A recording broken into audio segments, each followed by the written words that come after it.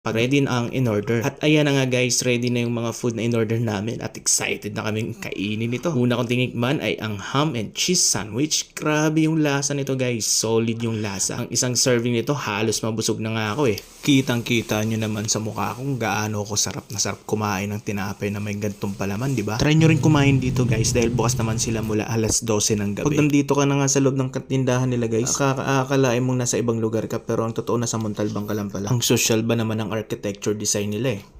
Sinunod ko ng kainin ang noodles na to guys dahil dito ako mas lalong nag-crave at napaka-solid din ang lasa nito. May tokwa, rice cake at ham. Kaya naman natitiyak ko na hindi ka mabuboring kapag kinakain ng noodles na to guys. Mas marami pa nga akong nakaing noodles kaysa kay Mrs. Sa totoo lang guys, marami pa sana akong menu na gustong orderin dito sa tindahan na to. Pero dahil syempre gabi na, bawal matulog ng sobrang busog, di ba? Pero sigurado ako na babalik ulit kami ni Mrs. dito sa sarap ba naman ng